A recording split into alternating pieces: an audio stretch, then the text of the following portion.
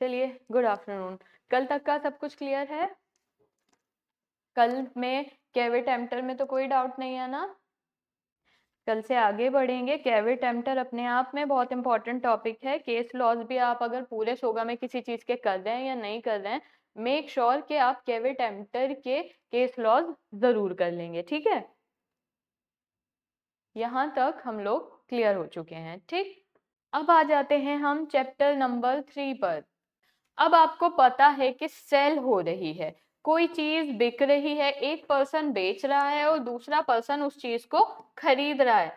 ऐसे में क्या होगा ना कि अगर ए पर्सन सेलर है, ए पर्सन किसी चीज को बेच रहे हैं, ठीक है, बी पर्सन उस चीज को खरीद रहे हैं, तो क्या इफेक्ट्स होंगे उस कॉन्ट्रैक्ट के जो इन लोगों के बीच हुआ है? कैसे चीजें ट्रांसफर होंगी, कब मानी जाएगी कि ट्रांसफर हो गई है, या कौन सा ऐसा पॉइंट होगा कि हाँ this is the point, now you have to transfer. ठीक है, कब ऐसा होगा कि सेलर को कहा जाएगा that this is the point, finally now you need to transfer the property. Alright, ऐसा तो नहीं है कि कॉन्ट्रैक्ट मेड हुआ और कॉन्ट्रैक्ट बनते कह दिया चलो चलो भाई पहुंचा दो उस चीज को, ऐसा नहीं होता है। कब ट्रांसफर होनी है, कब ट्रांसफर की जाएगी, ये पूरा चैप्टर इसी बात पे बेस्ड है। कौन सा ऐसा टाइम होगा जब सेलर बाउंड हो जाएगा ट्रांसफर करने के, तब ट्रांसफर करनी ही करनी होगी। अगर उस पॉइंट पे आके सेलर ट्रांसफर नहीं करेगा तो वो अपनी चीजों से लैग कर रहा होगा। ठीक है, ये आ गई आपकी एक बात। अब आ जाते हैं हम इस चीज पे, सेक्शन नंबर 18। सेक्शन नंबर 18 देखेंगे सब। Goods must be ascertained. आज थोड़ी सी वोकेबलरी कर लेते हैं। ये आपको असर्टेन्ड, अनअसर्टेन्ड आपको आगे तक दिक्कत करेगा। कुछ वर्ड मीनिंग्स आप याद रखना कि असर्टेन्ड का मतलब हमेशा ही स्पेसिफिक होगा। ऑलराइट, इसको लिख लो, आगे आप में स्पेसिफिक नॉन स्पेसिफिक नहीं होगा, ये वर्ड्स यूज हो रहे हैं। ascertained मतलब स्पेसिफिक, बिल्कुल स्पेसिफाइड, नो कंफ्यूजन। और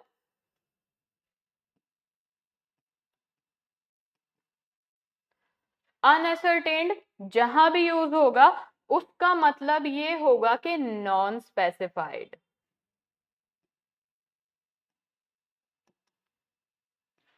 गुड्स, ठीक है। कई अब क्या कह रहा है सेक्शन 18 की हेडिंग ही क्या है? Goods must be ascertained. यानी अब मैंने आपको क्या बताया था, क्या पढ़ रहे हो आप यहाँ पे कि कब seller is bound to transfer, ठीक है, और buyer is bound to take the delivery of goods. कब? हमेशा ये क्वेश्चन अभी 2-4 सेक्शन तक, इस चैप्टर तक स्पेसिफिकली आप अपने दिमाग में रखिए क्या पढ़ रहे हैं आप ये पढ़ रहे हैं, ये सेक्शन क्या किस बात का जवाब है, आपका सवाल क्या है? क्वेश्चन ये है कि कब आपका सेलर अब बाउंड हो चुका है कि वो ट्रांसफर कर दे गुड्स को, और क्वेश्चन ये भी है कि कब आपका बायर जो है वो बाउंड हो चुका है कि अब वो डिलीवरी ले। तो पहला पॉइंट कब? जब गुड्स जो होंगी असर्टेन्ड होंगी ना, यानी स्पेसिफिक होंगी, स्पेसिफाइड हो चुकी होंगी, तब वो उसको डिलीवर कर सकता है। ठीक है, तब उसको डिलीवर करनी होगी वो चीज। सेक्शन की लैंग्वेज पे आते हैं, क्या कह रहा है? Where there is a contract for the sale of unascertained good, यानी गुड्स का ही नहीं पता है कि कॉन्ट्रैक्ट हुआ किस लिए है, पता ही नहीं है कि ये बॉल खरीदनी है, ये ट्रायंगल खरीदना है, ये पेन खरीदना है, या ये टेबल खरीदनी है, कुछ पता ही नहीं है। गुड्स जो हैं वो अनअसर्टेन्ड है, तो no property in the goods is transferred. अगर चीजें अनअसर्टेन्ड है यानी नॉन स्पेसिफाइड है, तो कोई प्रॉपर्टी ट्रांसफर नहीं होगी बायर को। क्या? कोई प्रॉपर्टी ट्रांसफर नहीं होगी बायर को, unless and until goods are ascertained. ये जो आपका बायर है इसको जाना पड़ेगा, इसको किसी भी मीडियम से बताना पड़ेगा कि ये बॉल मांग रहा है, ट्रायंगल मांग रहा है, पेन मांग रहा है, या टेबल मांग रहा है। ये वहां जाके सेलेक्ट करेगा कि मैं इस ट्रायंगल की बात कर रहा था। जब ये सेलेक्ट कर लेगा तो गुड्स जो हो जाएंगी असर्टेन्ड हो जाएंगी, जब असर्टेन्ड हो जाएंगे तो ट्रांसफर भी हो जाएंगी। लेकिन जब तक नहीं होंगी, जब तक सेलर को नहीं पता होगा, तब तक कुछ नहीं हो सकता। क्लियर? Are we clear? क्यों अब ये सवाल ही क्यों उठा? आप कोई सामान खरीदने जा रहे हो, क्या पॉसिबिलिटी है कि उसको पता ही नहीं होगा कि आपको चाहिए क्या?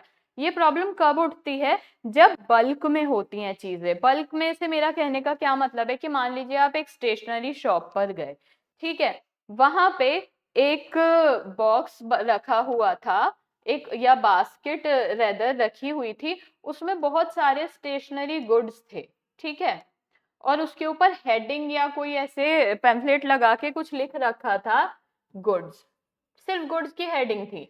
या फिर मान लीजिए पेन लिखा हुआ था, पेन्स लिखा हुआ था। अब यहाँ पे एक बायर जाते हैं, ठीक है, वो जाकर क्या कहते हैं कि मुझे इनमें से एक दे दो। अब इसके अंदर पेन भी है, इरेजर भी है, शार्पनर भी है, नोटबुक भी है, तो seller is not bound to deliver ना। वहां पे खड़े होके वो पूछेगा इनमें से एक क्या दे दूं, इनमें पेंसिल है, पेन है, प्लीज स्पेसिफाइड।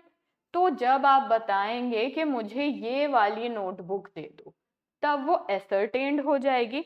बल्क में चीजें होती हैं ना, तो कई बार ये वाला वो वाला ऐसे सोगा में वर्क नहीं करता। मुझे वो वाला पेन चाहिए, आपको कौन से वाला पेन चाहिए आप बताइए, आप ब्रांड बताइए, कलर बताइए, मुझे स्पेसिफिकली पॉइंट आउट करके बताइए। तो ये सारी चीजें, ये सेक्शन को छोटे छोटे उस कंफ्यूजन को खत्म करने के लिए बने हैं, ठीक है।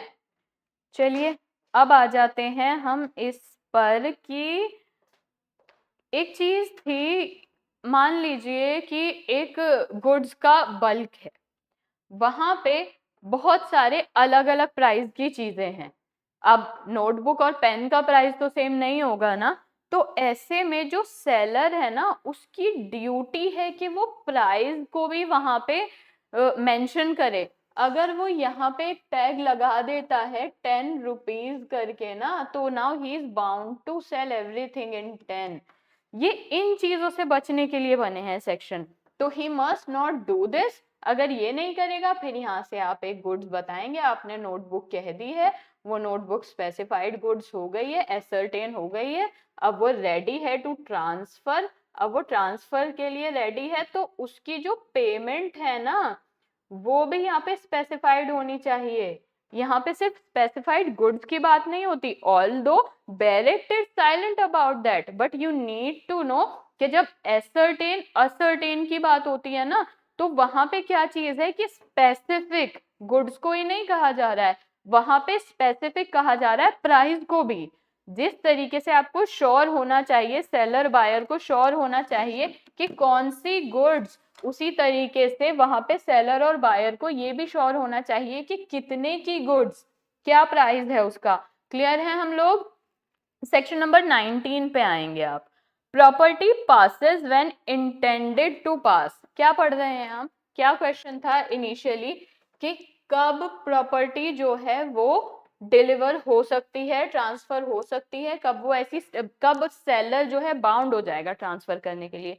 पहला जवाब एसर्टेन अनसर्टेन के बारे में आ गया। अब दूसरा जवाब ये देता है कि कब ट्रांसफर हो सकती है, जो प्रॉपर्टी है ना वो पास होगी जब इंटेंशन होगी उसको पास करने की। ऐसा ही नहीं है कि अगर मान लीजिए एक पॉइंट पे मान लीजिए कि गुड्स जो है वो स्पेसिफाइड भी हैं, आपको पता है कि आपको क्या खरीदना है, अनसर्टेनिटी है ही नहीं, एसर्टेन गुड है, अनएसर्टेन गुड नहीं है, आपको पता है क्या बेचना है, तो बस ये काफी है ट्रांसफर के लिए? No, the other thing is, एक चीज ये भी होती है कि पास तो होनी है, लेकिन जब होनी है जब इंटेंडेड टू पास है। इसका एक एग्जांपल देती हूँ। मान लीजिए कि आप एक शॉप पर गए और आपने एक, लेट्स से एक कंप्यूटर के लिए बोल दिया, आपने एक लैपटॉप किया कि भाई मुझे ये चाहिए, तो गुड्स तो यहाँ पे सर्टेन है बिल्कुल, कोई असर्टेन गुड्स है, अनसर्टेनिटी की या असर्टेनिटी की तो कोई बात ही नहीं है, सब कुछ स्पेसिफाइड है। लेकिन क्या अब बस ट्रांसफर हो जाएगा? नो, आपने स्पेसिफाई कर दिया, लेकिन इंटेंडेड टू पास तो हो गए। इंटेंडेड में बहुत सारी चीजें आ जाती हैं। कैसे हो सकता है? आपने प्राइस पेड ना किया हो, प्राइस भी पेड हो जाना चाहिए, तब जब आप उसको पैसे दे देंगे तभी तो वो पास करेगा। हो सकता है कि जो आपने कस्टमाइजेशन कही हो वो ही नहीं हुई हो, आपने लैपटॉप में कुछ चेंजेस कराने के लिए किसी स्क्रीन के लिए, किसी स्क्रीन गार्ड के लिए बोला, वो कंप्लीट नहीं हुआ। हो सकता है आपने डिलीवरी का कोई टाइम दिया हो, कोई भी चीज हो सकती है ना। तो जो भी ऐसी चीज है जब वो फुलफिल होगी तब इंटेंशन होगी, और इंटेंशन सिर्फ सेलर की नहीं देखी जाती है टू ट्रांसफर, इंटेंशन बायर की भी देखी जाती है टू टेक द गुड्स। ठीक है, मान लीजिए उसने ये कहा था कि ये इतने पैसे मैं आपको 2 दिन बाद पे करूंगा, मैं 2 दिन बाद इसकी डिलीवरी लेने आऊंगा। अब सेलर क्या करता है कि उसके पीछे लग जाता है कि आज उसे एक ही दिन के बाद फोन करने लग जाता है कि अगर आज आपको डिलीवरी लेनी है तो लो, वरना हम नहीं देंगे आपको। नहीं हो सकता ना, इंटेंडेड टू पास यहाँ पे 2 दिन की बात हुई थी, 2 दिन बाद वो पे कर सकता है। अच्छा खासा बड़ा अमाउंट है ना, 2 मिनट में तो हो नहीं जाएगा। तो यहाँ पे इंटेंशन देखी जाती है, किसकी इंटेंशन देखी जाती है? Both buyer and seller. Words पे आते हैं इसके, where there is the contract for the sale of specific goods. ये चैप्टर 3 के अंदर ना एक चीज हमेशा याद रखना, गुड्स हमेशा स्पेसिफिक ही हैं, एसर्टेन गुड्स हैं, कहीं भी कोई अनसर्टेनिटी, अनएसर्टेन गुड्स की बात नहीं हो रही है। यहाँ आपको हर सेक्शन में देखने मिलेगा कि जो आपकी गुड्स हैं वो हमेशा स्पेसिफिक हैं या एसर्टेन्ड है। ठीक है, तो क्या कह रहा है ये आपसे यहाँ पे, where there is a contract for the sale of specific और ascertained goods the property in them is transferred. एक छोटी सी चीज समझना, प्री में तो इतना ज्यादा इसका रोल नहीं है, इंटरव्यू और मेंस में कई बार ना आपको इंटरव्यू में इसी चीज में फंसाएगा। क्या इस सेक्शन की लैंग्वेज में कहीं भी ओनरशिप लिखा है? कहीं भी ओनरशिप वर्ड यूज ही नहीं हो रहा है। आप कहाँ फंसेंगे? आप यहाँ फंसेंगे कि property in them is transferred. अब इस फ्रेज का मतलब क्या है? Property in them is transferred का मतलब क्या है? यहाँ पे जो प्रॉपर्टी वर्ड है ना, बेसिकली ये ओनरशिप बताता है। बेरेक्ट सबके पास होता है, बेरेक्ट सब पढ़ते हैं, बेरेक्ट सफिशिएंट किनको नहीं लगता है? जहां बेरेक्ट पढ़ना नहीं आता है। बेरेक्ट इज अ बाइबल, ऐसे कि अगर उसको थॉरली पढ़ लो, आपको वर्ड्स का आइडिया है ना, आप कहीं अटकोगे ही नहीं। ये कह रहा है ये आपका point, the property in them is transferred. Property in them is transferred क्या, यानी ओनरशिप जो हो रही है वो transfer to the buyer at such time.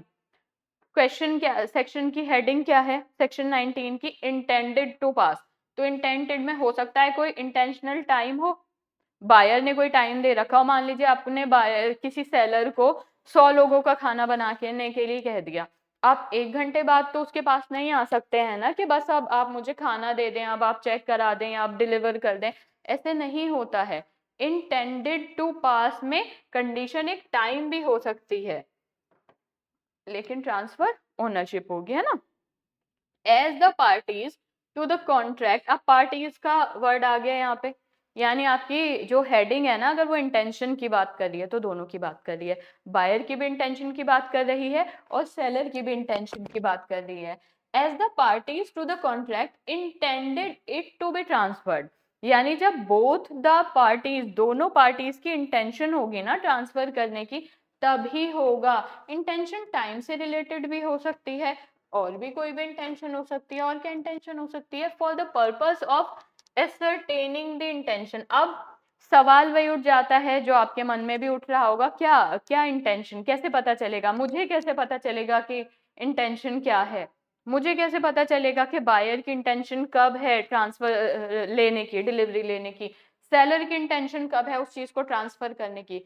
तो उसका जवाब आपका क्लॉज 2 है, for the purpose of ascertaining the intention, यानी इंटेंशंस को पता लगाने के लिए पार्टीज के इंटेंशन को। तो क्या क्या हो सकता है? हो सकता है वो इंटेंशन कॉन्ट्रैक्ट के टर्म्स में ही लिखी हो, आपने जो कॉन्ट्रैक्ट किया था वर्बल रिटर्न जैसा भी, आपने ये कह दिया हो मैं 2 दिन बाद आकर ले जाऊंगा, तो या आपने कह दिया हो कि 2 दिन बाद मेरे यहाँ पार्टी है मैं आकर ले जाऊंगा, तो ये आपका अगर वर्बल अग्रीमेंट भी था ना, तो इस वर्बल अग्रीमेंट से somehow आपकी इंटेंशन पता चल रही है. You are saying 2 दिन बाद. This is the intention of time कि आप रेडी हैं डिलीवरी लेने के लिए. अब पार्टी 2 दिन बाद है. मान लीजिए सेलर आपको तंग करने लगता है, वो कहता है आज ही लेकर जाएंगे आप, तो यहाँ पे ये क्लॉज पूरा नहीं हो सकता ना. दिस इज नॉट समथिंग कि वो कंप्लीट हो चुका है, now he is bound to take delivery. ऐसा नहीं है. तो वो कॉन्ट्रैक्ट के टर्म्स में भी लिखी हो सकती है. मान लीजिए कॉन्ट्रैक्ट के टर्म्स में नहीं लिखी, फिर क्या होगा? कंडक्ट से भी तो पता चल जाएगा पार्टीज के. अब कंडक्ट भी, यहाँ पे बायर और सेलर स्पेसिफिक सेक्शन नहीं है, सेक्शन दोनों के लिए ही चल रहे हैं. ठीक है, बायर के लिए भी चल रहा है, सेलर के लिए. कंडक्ट से कैसे पता लग सकता है? कंडक्ट से ऐसे पता लग सकता है, मान लीजिए एक पर्सन है ए जो कि बायर है, वो बी से कहते हैं जो कि सेलर है कि क्या आपके पास 60 वाटर बॉटल्स हैं?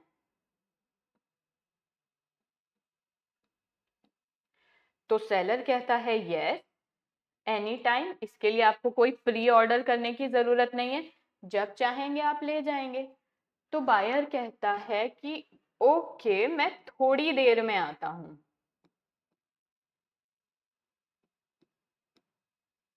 अब जब यहाँ पे इसने कहा कि मैं थोड़ी देर में आता हूं, तो कंडक्ट से कैसे पता चलेगा? जब ये आ जाएगा, जिस टाइम पे, कोई स्पेसिफाइड टाइम नहीं है यहाँ पे, वो देख कहकर नहीं गया है 2 घंटे में आता हूँ, 3 घंटे में आता हूँ, कुछ नहीं कह के गया है. तो जो बायर का आना होगा ना, जो उसका आना होगा, वही यहाँ पे कंडक्ट होगा कि now he is ready to take the delivery, है ना. अब वो आ गया, उसने विजिट कर लिया वहां पे, तो ये उसका कंडक्ट दिखाता है कि ही केम, वो आया, यानी now he is ready to take the delivery. ठीक है, तो ये कंडक्ट से बता दिया. या मान लीजिए बायर की बात नहीं होती, सेलर की बात होती. ऐसा होता कि बायर जो आते और वो उनसे पूछते कि भाई आपके पास वाटर बॉटल है 60. वो कहेगा कि जैसे ही मेरे पे आती है मैं आपको कॉल कर दूंगा. अब यहाँ पे जो सेलर था उसका कॉल करना कंडक्ट हो जाएगा. वो फोन कर रहा है, वो बता रहा है ना, now I am ready to deliver my goods to you. Chapter इसी बात पे चल रहा है, कब दोनों रेडी हैं. बायर कब रेडी है डिलीवरी लेने के लिए, सेलर कब रेडी है डिलीवर करने के लिए. ठीक है, तो कंडक्ट से पता चल रहा है. या फिर कई बार सरकमस्टांस होते हैं अलग अलग केस के, हर जगह पे हम एक मैथमेटिकल रूल लेकर नहीं चल सकते. ठीक है, my teacher was somehow said कि लॉ इज नॉट मैथमेटिक्स. तो हर बार हम ये नहीं कह सकते हाँ 2+2 ही होगा, और उनकी चीज ना दिमाग में रह जाती है, नहीं होता लॉ में 2+2. कई बार सरकमस्टांस ऐसे होते हैं. सरकमस्टांस हाउ, कुछ भी हो सकता है, केस टू केस वेरी कर सकता है, जहाँ पे ना पे टर्म्स पे डिपेंड कर रहा हो, ना कंडक्ट हो रहा हो, लेकिन कोई हालात ऐसे बन जाए. हालात इन व्हाट सेंस? मान लीजिए नॉर्मली आप रास्ते से गुजर रहे हैं, आपको प्यास लग रही है, आप एक शॉप पर रुकते हैं, आप वहां से पानी की बोतल खरीद लेते हैं. आप पानी की बोतल लेते हैं, उसको पैसे देते हैं. सरकमस्टांस, कोई कॉन्ट्रैक्ट नहीं था ना आपके बीच में कि वो कब रेडी है डिलीवर करने के लिए, आप कब रेडी हैं डिलीवरी लेने के लिए. आपने शांति से जाके उसको पैसे दिए, उसने शांति से आपको आपकी गुड्स दे दी. सरकमस्टांस ऐसे थे. यहाँ पे तो इतनी बड़ी बड़ी बातें करने की नौबत भी नहीं आई कि कब आप रेडी हैं और कब आप रेडी नहीं है, है ना. तो सरकमस्टांस अलग अलग भी हो सकते हैं इन दो चीजों के अलावा. ये वर्ड सरकमस्टांस यूज करना ही ना एनहेंस कर देता है इस सेक्शन का पर्पस, कि आप इन दो चीजों में नहीं उलझ के रह जाना कि टर्म्स हैं या कंडक्ट हैं, इसके अलावा भी और चीजें हो सकती हैं. तीसरा कहता है unless a different intention appears. अब क्या हो कि टर्म्स हटा दो, कंडक्ट हटा दो, सरकमस्टांस हटा दो, इंटेंशन ही अलग लग रही है उन लोगों की. इंटेंशन, पहले हम इस चीज का पूरा क्लॉज पढ़ते हैं, then you will get to know. Unless a different intention appears, the rules contained in section 20 and 24 are rules for ascertaining intention of the parties at the time at which the property in the goods pass to the buyer. Simple सी बात है कि अगर circumstance जैसे भी कुछ आप नहीं पहचान पा रहे हैं कि कब डिलीवर करना है, ठीक है, सरकमस्टांस से भी आप नहीं पहचान पा रहे हैं कि कब चाहिए उसको गुड्स। कॉन्ट्रैक्ट में ऐसे कोई टर्म्स नहीं है, कॉन्ट्रैक्ट में टर्म नहीं है, सर्कमस्टांस नहीं है, कोई कंडक्ट नहीं हो रहा है पार्टीज का, फिर क्या। तो वो कह रहा है कि ऐसे में जब कुछ नहीं होगा ना, वो कौन सी तीनों चीजें, जब 1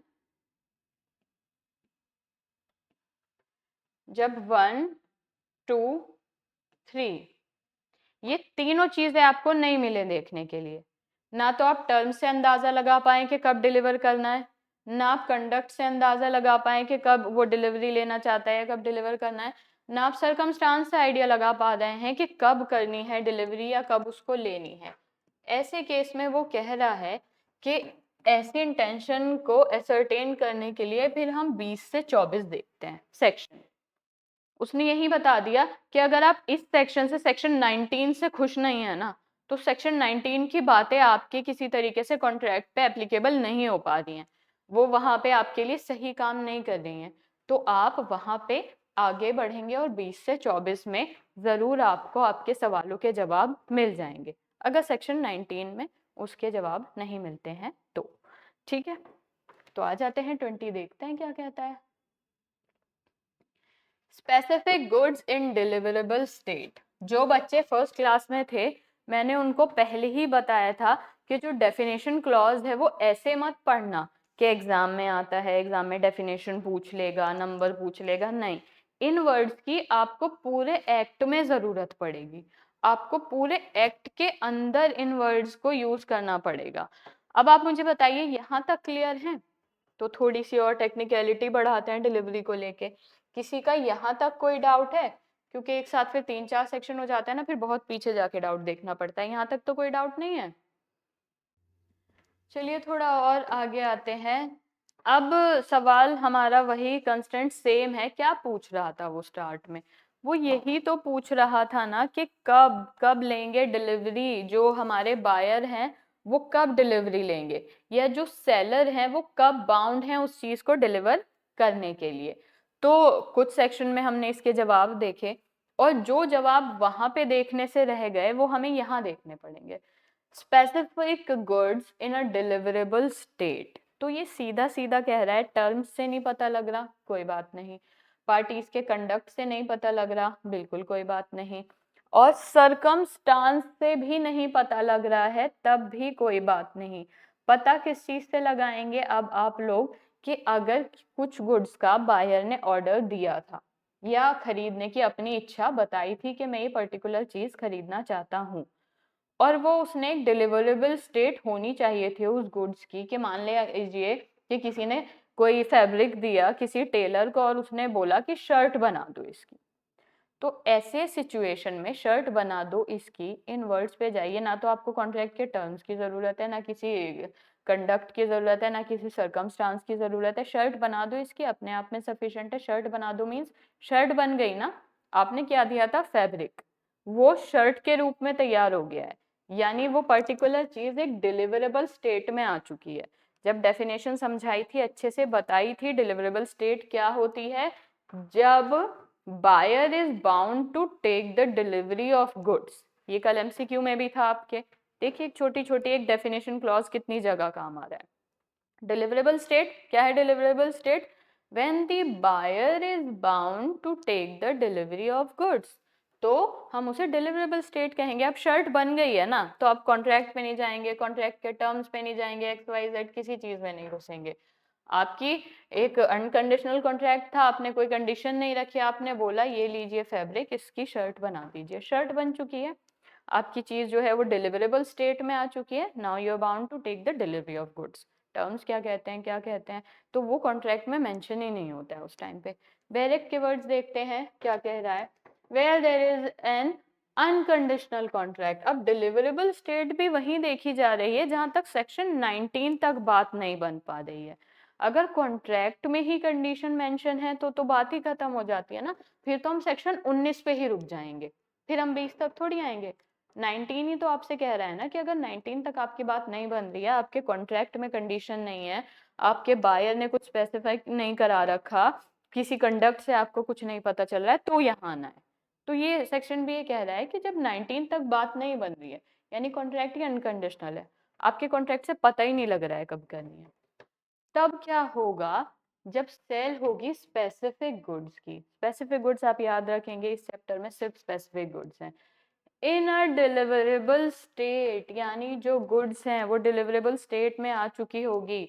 आपने कपड़ा दिया था, शर्ट बन चुकी है उसकी, फाइनली वो डिलीवरेबल स्टेट में आ चुकी है। आपने ऑर्डर दिया था अपने हिसाब से 2-4 कंडीशन रख के केक बनाने के लिए, जैसा आपने कहा था वैसा केक बन चुका है, तो वो डिलीवरेबल स्टेट में आ चुकी है। ठीक है, इसके अलावा यहाँ पे फिर आपके पास डाउट करने के लिए नहीं बचता है। अब जब वो चीज़ डिलीवरेबल स्टेट में है तो फिर वो जो प्रॉपर्टी है वो गुड्स में वो पास हो जाएगी। यहाँ पे फिर प्रॉपर्टी क्या इंडिकेट कर रहा है, ownership. Property in goods passes to the buyer when the contract is made. Contract तो बन गया था जब आप कपड़ा देकर आए थे, बोलकर आए थे कि शर्ट बना दो, then contract is made. अब contract is made, then property should pass to you, the ownership you must have. अब क्या कह रहा है, it is immaterial whether the time of payment of the price or the time of delivery of the goods or both is postponed. क्या कह रहा है ये, एग्जाम्पल से समझते हैं। मान लीजिए आप टेलर के पास गए थे और टेलर को आपने अपना फैब्रिक दिया, फैब्रिक की बन गई है शर्ट। ठीक, अब आपको इन टेलर को 10K पे करना था। ठीक है, आप क्या कहते हैं कि मैं 2 घंटे में दे जाऊं, और ये मान जाते हैं। मान लीजिए इन्होंने कहा ओके नो प्रॉब्लम, इनका ओके कहना जरूरी है प्लीज, है ना। तो इन्होंने कहा ओके। अब शर्ट तो बन चुकी है ना, चीज जो है डिलीवरेबल स्टेट में तो आ चुकी है ना, तो अब आप इस चीज की डिलीवरी ले सकते हैं, नो प्रॉब्लम एट ऑल। कोई बात नहीं पेमेंट पोस्टपोन हो गई है तो, कोई बात नहीं पेमेंट पोस्टपोन हो गई है तो नो प्रॉब्लम, इस चीज में फर्क नहीं पड़ेगा। दूसरी सिचुएशन में आ जाते हैं। मान लीजिए कि टेलर को आपने फैब्रिक दिया था और फैब्रिक से शर्ट तैयार अभी नहीं हुई है, बटन लगना रहता है, कुछ स्टिच होना रहता है या कुछ रहता है, तो आप आते हैं, आप बायर हैं, आप आते हैं टेलर के पास, आप पूछते हैं कि क्या मेरी शर्ट रेडी है। ही सेड नो सर, अभी तो नहीं है, 2 घंटे और लग जाएंगे। ठीक है, बट आप जानते थे, आपने कहा ओके चलो बना लो, कोई दिक्कत नहीं है, ये लो पैसे, आपने अपना प्राइस पेड कर दिया, तो पेमेंट तो हो गई। क्या आपको डिलीवरी मिली? नहीं, अभी तो 2 घंटे और लग जाएंगे।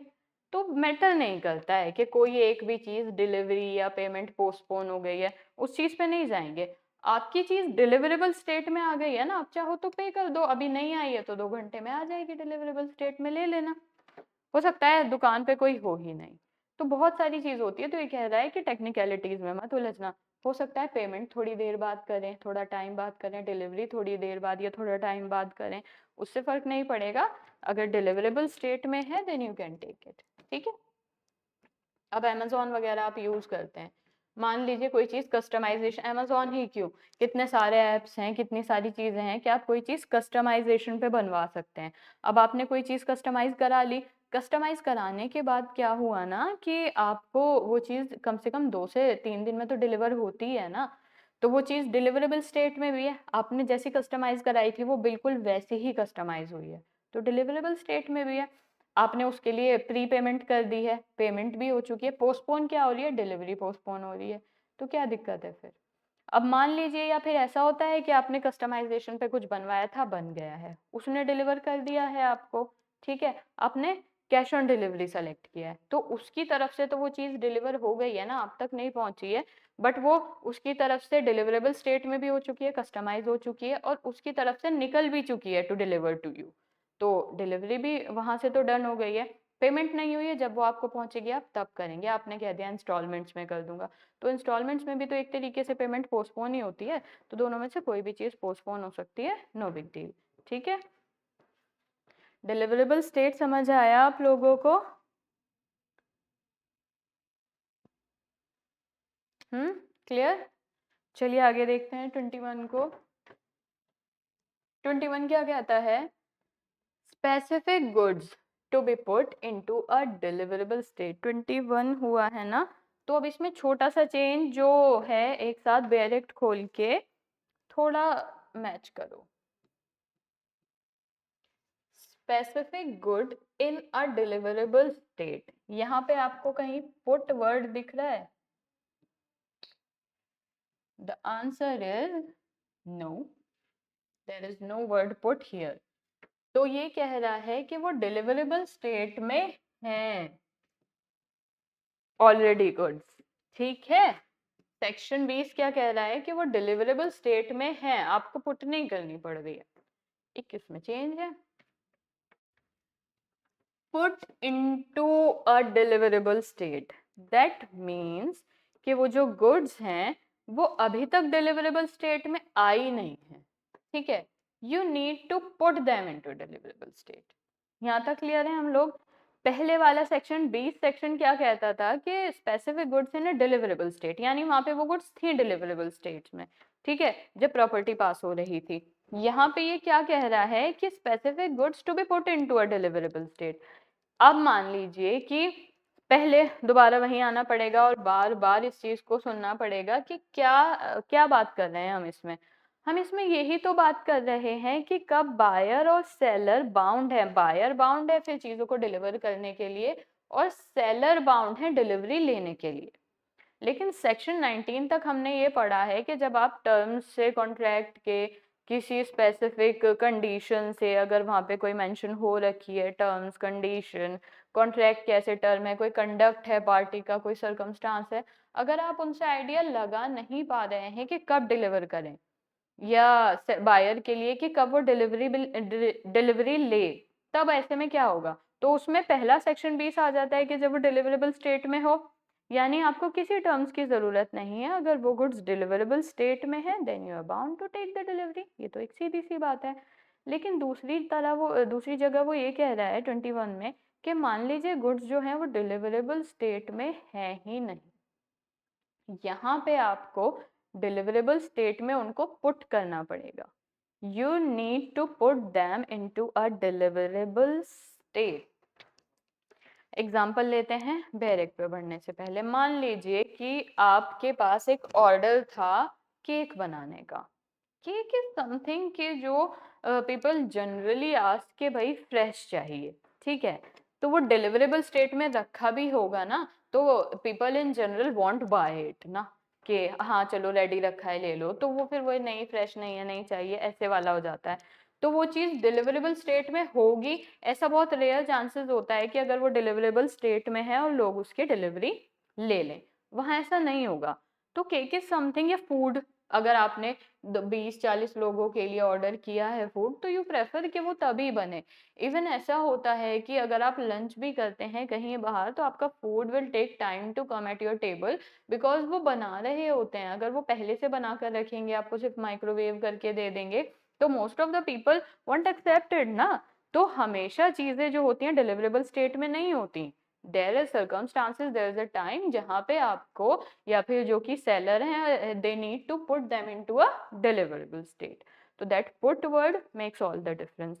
बेरिक की लैंग्वेज पे आते हैं। Where there is a contract of sale of specific goods, again I'm saying इस चैप्टर में याद रखना सिर्फ specific goods की बात हो रही है, ठीक है। And the seller is bound, कौन बाउंड है? आपके सेलर बाउंड है टू डू समथिंग।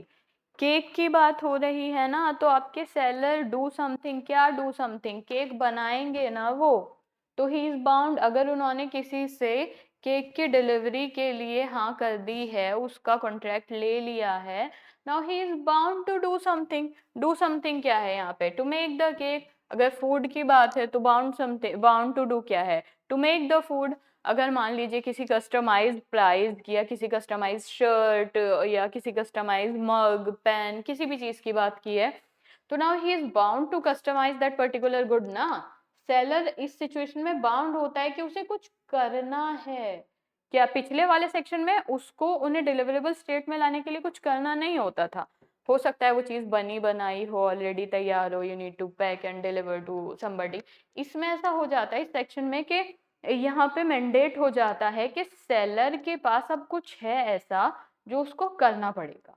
किस लिए करना पड़ेगा? To put them into a deliverable state, कि जो वो गुड्स हैं वो आ जाएं डिलीवरेबल स्टेट में, for the purpose of putting them into a deliverable state. यानी सेलर आपके बाउंड हैं, उनको कोई एक्ट करना है, कोई स्पेसिफिक एक्ट करना है कि वो जो गुड्स है वो आ जाए डिलीवरेबल स्टेट में, पहले से नहीं है वो। क्या हो सकता, क्या कह रहा है आगे कि जो प्रॉपर्टी है वो पास नहीं होगी जब तक वो चीज नहीं की जाएगी। मैंने पेन का ऑर्डर नहीं किया है, मैंने कस्टमाइज्ड पेन का ऑर्डर किया है जिसपे मेरे फादर का नाम लिखा हो, मैंने पेन ऑर्डर नहीं किया है। अगेन आई एम रिपीटिंग, मैंने कस्टमाइज्ड पेन ऑर्डर किया है, तो वो ऐसा नहीं कह सकता पेन ही तो है ले लो डिलीवरी। Why would I? मैंने कस्टमाइज्ड पेन ऑर्डर किया है ना, राइट द नेम। तब तक जब तक वो ये काम नहीं कर देगा मैं बाउंड नहीं हूँ, प्रॉपर्टी पास होगी ही नहीं, ओनरशिप जाएगी ही नहीं।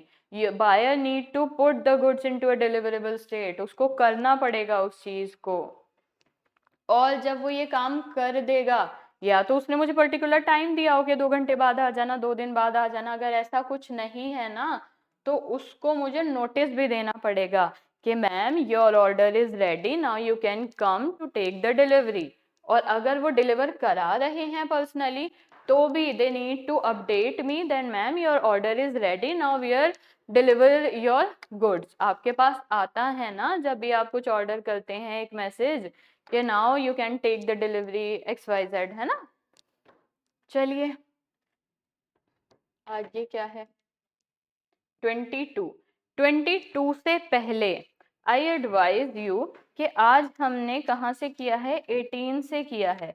ये जो 3 सेक्शन हुए हैं ना, आप इस चीज को एक बारी प्लीज रीड कर लो डायरेक्ट से। एक ऊपर ऊपर से रीड कर लोगे ना तो आपको कहाँ समझ नहीं आ रहा है ये भी हो जाएगा और कितना क्लियर है ये भी। फिर इसका ना 21 का एक केस लॉ लिखवाना है, फिर 22 पे आ जाएंगे हम, ठीक है। 22 23 आपको फिर ऐसे, अब ये स्टोरी समझ आ गई तो आपको इजी लगने लगेगा, हम आराम से कवर कर लेंगे और क्वेश्चंस भी देख लेंगे कि इससे किस तरीके के बन रहे हैं। एंड द क्वेश्चन इज बन रहे हैं प्री में या सिर्फ मेंस का पार्ट है वो भी क्लास के लास्ट में देखेंगे, बट प्लीज एक बार इस चीज की एक बेयर रीडिंग ले लीजिए आप लोग। 22 पर आते हैं, चलिए। 22 क्या कहता है? एक केस लॉ लिखवाना था, सॉरी 21 का एक केस लिखवाना था। अब प्लीज ये पेज खुल रहा है यहीं लिखवाऊंगी, तो you need to pay attention क्या आप उसको ना वहीं पे लिखना, 21 में लिखना है इसको।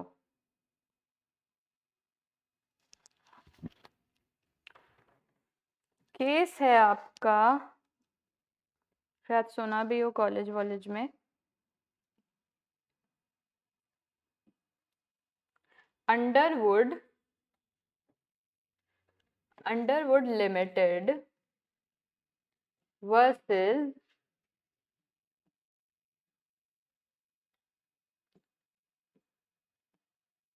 बर कासल ब्रिक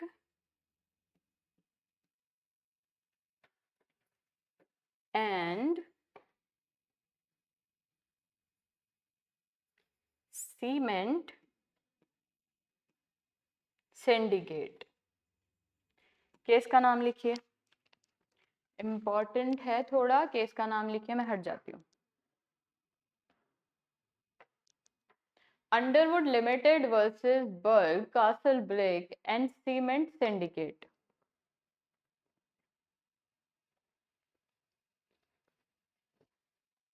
लिख लिया ना?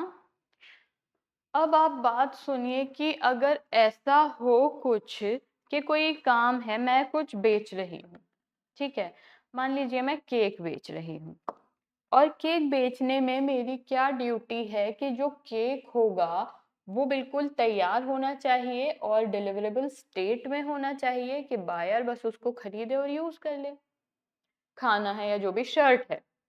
शर्ट मान लीजिए टेलर जी जो थे उन्होंने शर्ट स्टिच कर दी पूरी, शर्ट रेडी है, सब कुछ है, बटन नहीं लगे हैं, बटन अभी नहीं लगे हैं, तो बटन लगाना सेलर के पार्ट में है या बायर के पार्ट में है?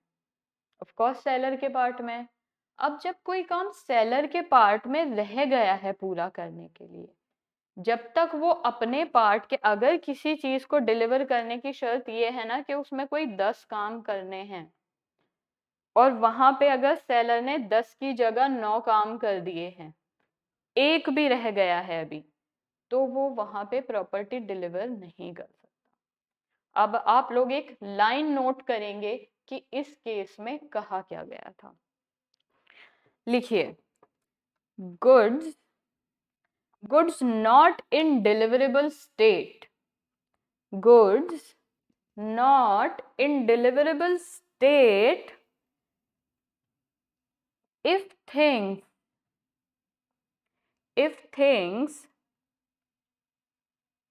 left on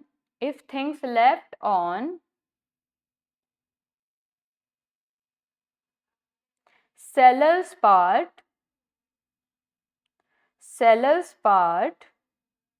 to be done, seller's part to be done। एक बार ढंग से पढ़ती हूँ, इसको मिला के चेक कर लीजिए। Good not in deliverable state if things left on seller's part to be done, है ना?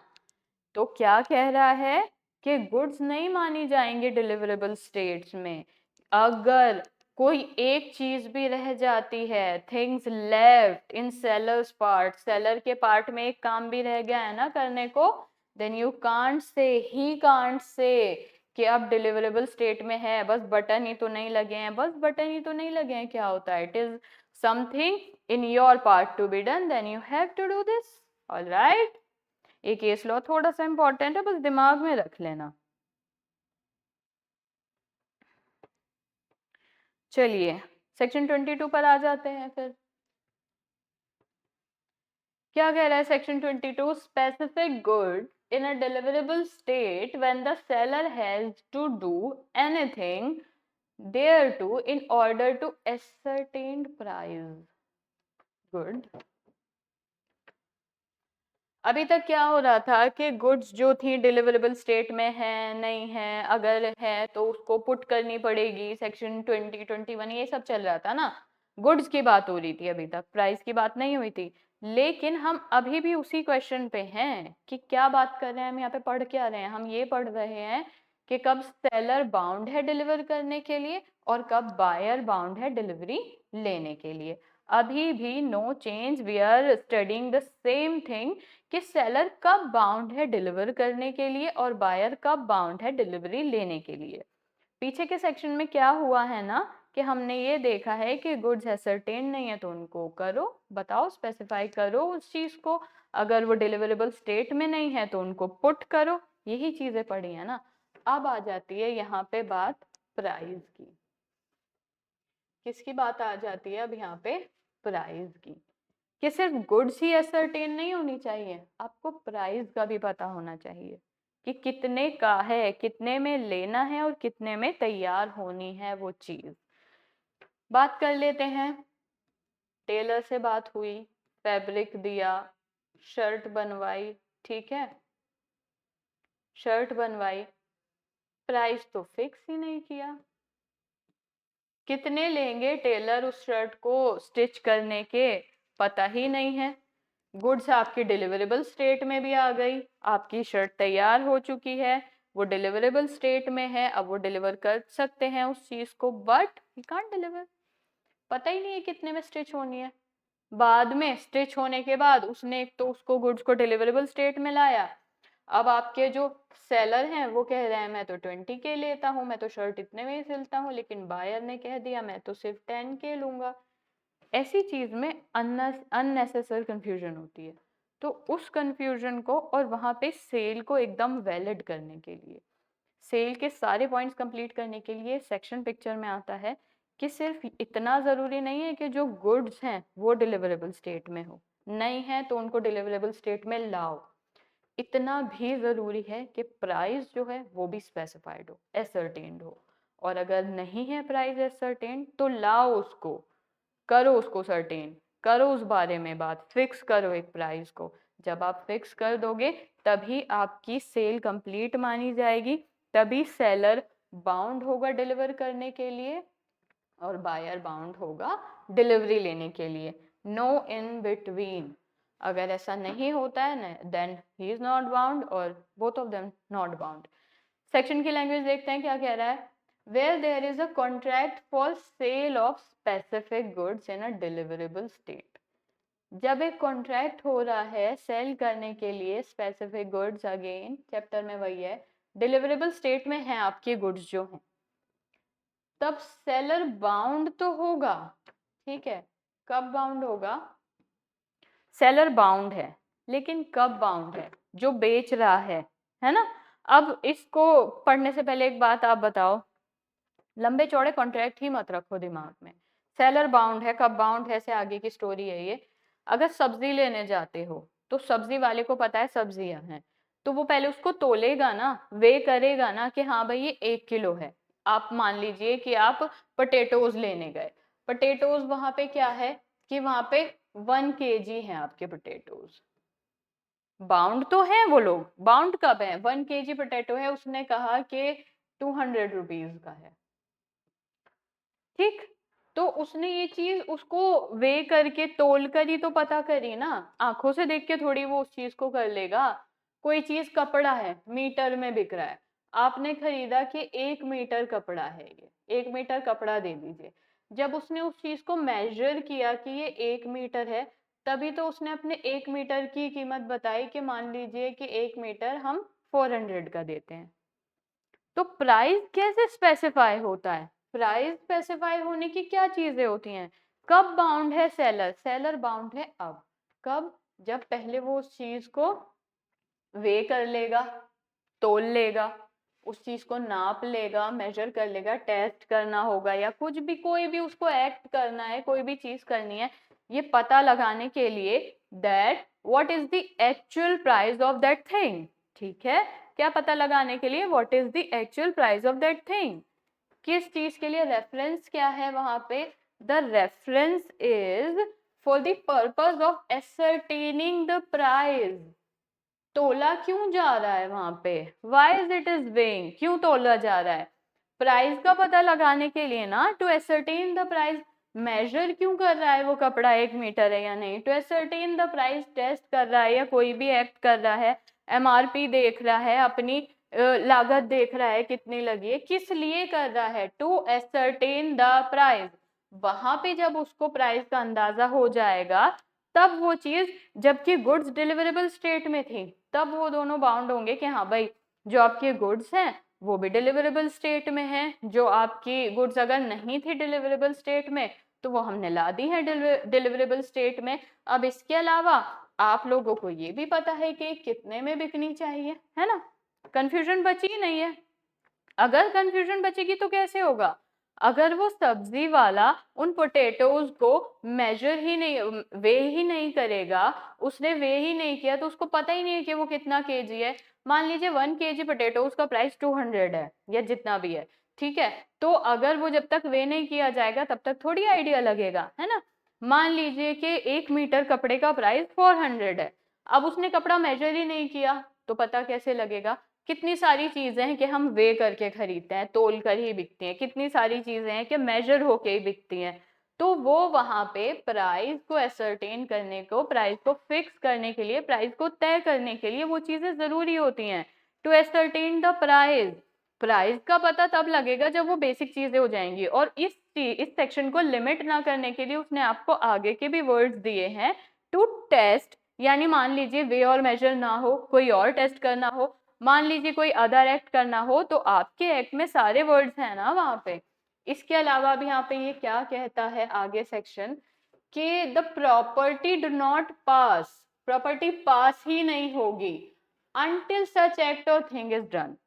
जब तक वो आलू नहीं तोल रहा है ना, उसको आइडिया, अब वो जरूरी नहीं है कि वो वेइंग मशीन लेकर ही कर रहा है, उसको आंखों से भी आइडिया है। आजकल तो इंडिया है ये, एंड इंडिया इज वो देख के भी अगर उसको पता लगा रहा है ना कि इतना है, प्राइस असरटेन कर लिया ना उसने, जब तक कोई ऐसा एक्ट नहीं होता है जिससे प्राइस फिक्स हो जाए, तब तक वो चीज ट्रांसफर होगी ही नहीं।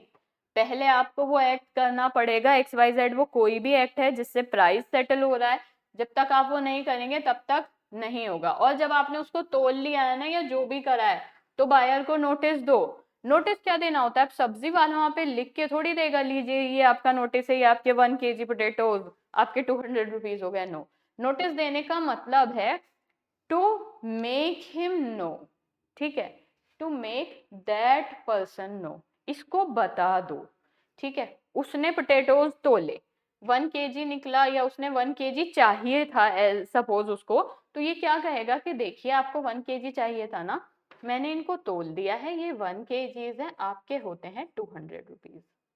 No silent treatment will work here, ठीक है। आपको उसको ये चीज क्लियर आउट करनी पड़ेगी, ठीक। तो हाँ, अब जब आप ये सब कर देते हैं तब तो बायर बच के कहाँ जाएगा, फिर तो लेगा ही। फिर तो बायर के पास कोई और ऑप्शन भी नहीं है लेने के अलावा, फिर थोड़ी मना कर सकता है। अब बीच में आपने सुना होगा आईपीसी में भी, हमारे आई मीन अब बीएनएस में भी, तोलने से, वेइंग से रिलेटेड कितने सारे क्राइम्स थे ना, कि आप अगर गलत तोलते हो तो किस सेक्शन में जाएगा। तो ये सारी चीज़ों के बाद ना, ये अब हमारे लोकल एरियाज में ही चलता है। वैसे तो यहाँ पे भी वेइंग मशीन है, प्रॉपरली उस चीज़ को वे करना पड़ता है। तो इसी के लिए केस लॉ आया था कि ऐसा नहीं है ना कि आप उसने उसको एक पैकेट बना रखा है और वहां पे वे करने का प्रॉपर अरेंजमेंट नहीं है, या आप एक बल्क में लेकर आए हैं, आपने अपने हाथ से उसके अंदर पोटेटोज डाले और आप बोल रहे हैं लीजिए 1 kg। You need two way. Law तो यही कहता है। अब हर चीज उस पर थोड़ी चल रही है जो लॉ कहता है, वो लोग कर रहे हैं या नहीं कर रहे हैं, बट आपका बेसिकली लॉ ये कहता है you need two way that properly. ऐसा नहीं है। सिंबलिक डिलीवरी क्या होता है ना, कि अगर मैं हूँ एक सब्जी वाला, लेट सपोज, तो मैं एक अपने बैग में डाल देती हूँ कुछ पोटेटोज और मैं बोलती हूँ ये हो गया 1 kg, ले लो, लाओ, now give me 200 rupees. No, clear cut आपका आईपीसी भी और आपका सोगा भी, दोनों इसको मना करते हैं। ये किस केस में मना किया गया है? अब हम एक बार केस लिख लेते हैं इसका। I hope you are not tired. Break ले लेंगे इफ यू वांट, क्वेश्चन करने से पहले।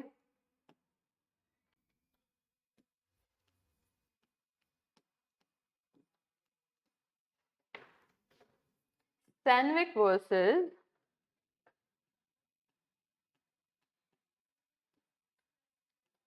सॉदर्न, ठीक है, 1839 का ये केस है। इसमें बोला गया था, क्या बोला गया था पहले आप ये लिखिए, फिर मैं बताती हूँ क्या बोला था उन्होंने। इन्होंने बोला था इस केस में, लिखिए पहले फिर समझाती हूँ। Symbolic delivery, symbolic delivery is not sufficient. क्या बोला था? Symbolic delivery is not sufficient. symbolic delivery is not sufficient, weighing necessary, तोलना necessary है, weighing necessary, weighing necessary to ascertain price, to ascertain price। दोबारा पूरे फ्लो में line देखिए। symbolic delivery is not sufficient, weighing necessary to ascertain price। यानी ऐसा नहीं है आप ये कह दो कि नहीं नहीं मुझे पता है ये 1 kg होगा, नहीं नहीं उठा लो ये आप, मैं जानता हूँ, मैं छूकर बता सकता हूँ ये 2 kg हो गया होगा। यू कांट से दिस ना। फॉर अ प्रॉपर एक लीगल लेजिटिमेट वे जो बेचने का है वो यही है कि वेइंग नेसेसरी है, सिंबलिक डिलीवरी पे काम नहीं चलता है। Now we are done till 22। अब टेल मी, अभी हमारे को 23 एंड 24, 23, 24, 25 सेक्शन करना है। 3 सेक्शन ये रह रहे हैं और कुछ क्वेश्चन रह रहे हैं। सेक्शन नंबर 23 क्या कह रहा है? Sale of unascertained goods and appropriation. अब क्या ऐसा, अभी तक जितना भी, इसीलिए मैंने ब्रेक के लिए बोला था कि उस कहानी को वहीं पीछे छोड़ देना। अब एक बात बताइए कि क्या ऐसा है कि अगर गुड्स एसरटेन्ड है तो ही वहां पे हो रही है सेल? तो ही वहां पे अप्रोप्रिएशन हो रहा है। क्या ऐसा नहीं हो सकता? कई बार वी आर नॉट श्योर कि चीजें मतलब सर्टेन है, एसर्टेन्ड है नहीं है, स्पेसिफिक गुड्स है या नहीं। अगर गुड स्पेसिफिक नहीं है तो क्या सेल नहीं है? देखते हैं इस मामले में क्या हो सकता है। एक ये बास्केट है which I am trying to make my best कि अच्छी बने। इसमें फ्लावर्स हैं, बहुत सारे गेंदे के फूल हैं इसके अंदर, ठीक है। और जो सेलर हैं वो एक एक फूल बेचते हैं, ऐसा नहीं है कि बल्क सेल हो रहा है। ये बैरेक की लैंग्वेज के लिए इंपॉर्टेंट है, बल्क में सेंड नहीं हो रहा है, ठीक है। बल्क में नहीं जा रही हैं चीजें, चीजें इंडिविजुअली एक अ पीस ऑफ फ्लावर क्या सेंड हो रहा है? A single flower, a single या मोर देन वन, ऐसा नहीं है कि पूरी बास्केट यहाँ पे, ठीक है। वन और मोर देन वन, ठीक है, ऐसे जा रहा है, प्रॉपर नहीं जा रहा है। तो अब यहाँ पे जो क्या है, अनएसर्टेन्ड है ना आपकी गुड्स। अब आपके सेलर आते हैं यहाँ पे और कहते हैं कि ये फ्लावर्स ले सकते हैं आप, ईच 100 रुपीज। एक फ्लावर की कीमत 100 रुपीज इन्होंने तय कर रखी है, ठीक है। अब क्या होता है कि आपको एक सिंगल फ्लावर सेंड करना है, सेल करना है, आई मीन।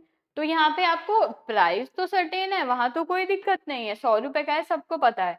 तो अब यहाँ पे एक बायर आकर खड़े होते हैं और बायर कहते हैं कि उनको एक चाहिए, एक फ्लावर चाहिए। The flower still not ascertained. यहाँ पे कोई सर्टेनिटी नहीं है ना कि व्हाट काइंड ऑफ व्हाट, इन इतने सारे इनमें से कौन सा। तो यहाँ पे जो आपकी गुड्स हैं वो अनएसर्टेन्ड हैं, अनएसर्टेन्ड है। अब ऐसी सिचुएशन में क्या होगा? पहली चीज तो आप ये याद रखिएगा कि अगर अनएसर्टेन गुड्स है ना तो उनको एसर्टेन तो बनाना ही पड़ता है, ठीक है। उनको एसर्टेन तो बनाना ही पड़ता है, ऐसा नहीं है ऐसे ही सेल हो जाएगी। जिस टाइम ये जो आपके सेलर हैं वो आके यहाँ पे एक फ्लावर आपके लिए पिक करेंगे ना और उसको बास्केट से बाहर निकाल लाएंगे, उसी मोमेंट आपकी अनएसर्टेन गुड एसर्टेन्ड हो जाएगी। जब तक इस बास्केट के अंदर थी तो गुड्स कैसी थी? अनएसर्टेन थी। जैसे ही ये फ्लावर बास्केट के बाहर आया तो ये कैसा हो गया? ये एसर्टेन्ड हो गया। पहली चीज तो ये। अब यहाँ पे एक वर्ड यूज किया है जो आपके सेक्शन के लिए इंपॉर्टेंट है, एप्रोप्रिएशन। जब उस इंसान ने उस बास्केट के अंदर से, वो एक बहुत सारे फ्लावर थे बास्केट के अंदर, जब वहां पे सेलर ने उस बास्केट से एक पर्टिकुलर फ्लावर पिक किया तो उस अनएसर्टेन गुड को क्या बना दिया उसने? वहां पे उसको उसका एप्रोप्रिएशन हो गया। तो आपको कहीं ना कहीं यू गॉट द आइडिया कि हाँ चलो ठीक है, पहले नहीं पता था इनमें से कौन सा है, नाउ यू नो। वो बास्केट में से निकाल लाया मान लीजिए और आप उसकी पत्तियां थोड़ी मुरझा रही थी, आपने कहा नहीं नहीं ये वाला नहीं चाहिए, दूसरा लेकर आओ।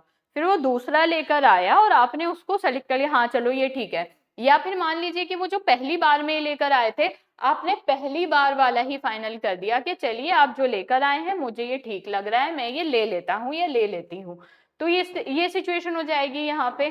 तो इस सेक्शन में क्या कहा जा रहा है? इस सेक्शन में कहा जा रहा है sale of unascertained goods and appropriation. यानी जब गुड्स की सेल की बात हो रही है ना, इस वर्ड का मतलब है जब कॉन्ट्रैक्ट मेड हो रहा है, जब आप वहां पे जा रहे हैं फूल वाले के पास and you are saying that I need one flower in one of them. जब आप फूल खरीदने जाते हैं तो वो तो एक साथ बहुत सारे बल्क में रखे होते हैं ना, उसके पास एक एक इंडिविजुअली थोड़ी लगा होता है। आप वहां पे बल्क में वहां पे बात करते हैं तो जो आपकी वहां पे कॉन्ट्रैक्ट बनता है ना वो अनएसर्टेन गुड्स का बनता है। आपने एक पिक नहीं किया, फिर वो आपको उसमें से एक फूल निकाल कर देगा और आपसे कहेगा this is the flower you need to buy या यू वांट टू बाय। तो आप क्या करोगे? वहां पे आपके पास दो ऑप्शन होंगे कि हाँ चलो ठीक है, अगर आप पैसे निकाल के दे देते हो तो यानी आपने उसका एप्रोप्रिएशन कर दिया। अगर वहां पे आप उसको पैसे निकाल के दे रहे हो तो गुड्स का एप्रोप्रिएशन हो गया ना। लेकिन आपने वहां पे पैसे नहीं निकाले, आपने बोला नो मैं ये नहीं लूंगा, मुझे नहीं चाहिए ये वाला, ये मुरझा रहा है, मुझे दूसरा दो। तो अभी तक आपकी गुड्स जो है वो अनएसर्टेन्ड है। फिर जब वो दूसरा फूल लेकर आया और वहां पे आपने उसको अप्रूव करा, हाँ चलो ठीक है, और आपने उसका प्राइस पे कर दिया, एट दैट मोमेंट क्या हुआ ना कि अप्रोप्रिएशन हो गया उन गुड्स का। तो कहने का मतलब है सेक्शन कहता है कि अनएसर्टेन गुड्स की सेल नहीं होती है, वहां पे you need to do appropriation for that particular thing. ठीक है, गुड्स अगर अनएसर्टेन्ड है then you need to appropriation. Appropriation के बारे में सेक्शन बात करता है क्योंकि लास्ट सेक्शन हमने जितना भी पढ़ा था हमने एसर्टेन गुड्स के बारे में पढ़ा था। तो अब मान लेते हैं इसने छोटा सा एग्जांपल दिया कि अगर बल्क में आप जाके सामान खरीद रहे हैं तब उस सिचुएशन में क्या होगा। एंड अगेन ये सारे सेक्शन वही हैं, ये वही बताते हैं कि कब बायर बाउंड है डिलीवर करने के लिए, सेलर बाउंड है डिलीवर करने के लिए, और बायर कब बाउंड है डिलीवरी लेने के लिए। तो क्या कहता है आपका section, where there is a contract of sale of unascertained or future goods, दोनों ही केसेस हैं। बल्क में खरीद रहे हो, अनएसर्टेन गुड्स है, आपको पता नहीं है कौन सी आपने वहां पे एप्रोप्रिएशन करना है जाके, या गुड्स है ही नहीं, बल्क में भी नहीं है, फ्यूचर गुड्स है, अभी मैन्युफैक्चर हुई नहीं है, अभी प्रोड्यूस हुई नहीं है, अभी एक्वायर हुई नहीं है। फ्यूचर गुड्स में ये 3 वर्ड पढ़े थे ना, एमसीक्यू में भी आएंगे। कौन से 3 वर्ड्स होते हैं फ्यूचर गुड्स के लिए, मैन्युफैक्चर होंगी या तो प्रोड्यूस होंगी या एक्वायर होंगी। ऑलराइट, क्या 3 चीजें होंगी, मैन्युफैक्चर होंगी, प्रोड्यूस होंगी या एक्वायर होंगी। तो मान लीजिए कि ये एग्जांपल तो आप समझ गए हैं, मान लीजिए इस पे आ जाते हैं, फ्यूचर गुड्स है, तो वहां पे क्या हो रहा है ना कि फ्यूचर गुड्स अभी वो एग्जिस्ट ही नहीं करती हैं, वो एग्जिस्टेंस में आएंगी। आप 2 मिनट इसे देखने से अच्छा ना एक बार अपना डायरेक्ट में देखिए कि उसकी लैंग्वेज क्या है। तो सेक्शन क्या था आपका 23, sale of unascertained goods and appropriation. ठीक है, टाइटल मैंने आपको समझा दिया है। आगे, where there is a contract for the sale of unascertained or future goods, या तो अनएसर्टेन गुड्स है उसकी कंडीशन आप समझ चुके हैं, फ्यूचर गुड्स है, बाय डिस्क्रिप्शन। यानी ये दोनों चीजें भी ऐसे ही नहीं हो जाएंगी कि मतलब कुछ भी चल रहा है, बाय डिस्क्रिप्शन। दोनों के केसेस में बताती हूँ। अगर आप फूल वाले के ही पास हैं अभी भी, तो आपने बोला कि मुझे एक सनफ्लावर चाहिए, तो वो जो सनफ्लावर वर्ड आपने यूज किया ना वो आपका डिस्क्रिप्शन बन गया।